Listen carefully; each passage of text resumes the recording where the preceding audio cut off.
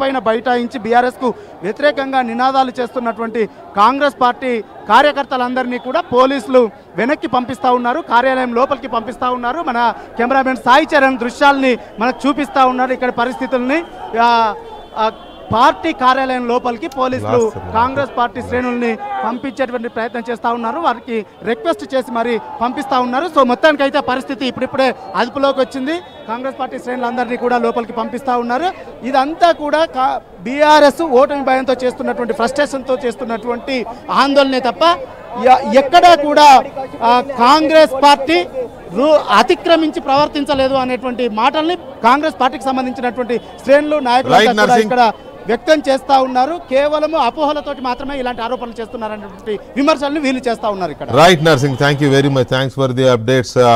మొత్తం మీద జూబ్లీ హిల్స్లో పోలింగ్ అంతా అయిపోయి లాస్ట్ మినిట్లో ఈ చెదురుమదురు ఘటనలు జరుగుతూ ఉన్నాయి. బీఆర్ఎస్ కార్యకర్తలు నాయకులు స్థానికంగా ఏమాత్రం ఉండకూడని ఎమ్మెల్యేలు ఎంపీలు కూడా అక్కడికి వచ్చి పోలింగ్ బూత్స్ దగ్గర 2-3 బూత్స్ దగ్గర గొడవ చేసే ప్రయత్నం చేస్తున్నారు. దీన్ని కాంగ్రెస్ పార్టీ తిప్పికొడుతోంది. ఓటమి పక్కా అవడంతో ఓటమి కారణాలు వెతుక్కుంటూ బీఆర్ఎస్ పార్టీ ఈ రకమైన కార్యక్రమాలు చేస్తుంది. వాటిని పట్టించుకోవాల్సిన అవసరం లేదని కాంగ్రెస్ పార్టీ తేలిగ్గా తీసుకుంటుంది.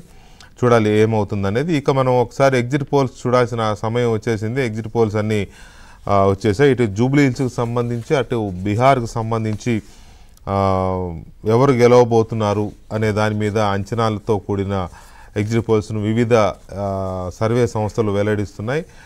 అయితే ఇప్పటికే కోట్లాది రూపాయల బెట్టింగ్స్ జరిగాయి. జూబ్లీ హిల్స్కు సంబంధించి దాదాపు 500 కోట్ల రూపాయల బెట్టింగ్స్ జరిగినట్టుగా ఒక అంచనా ఉంది.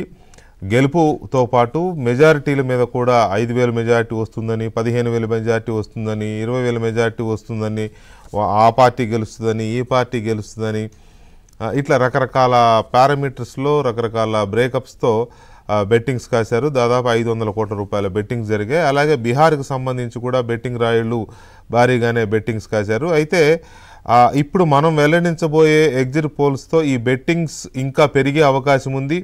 అలాగే బెట్టింగ్స్ తారుమారయ్యే అవకాశం కూడా ఉంది. కొంతమంది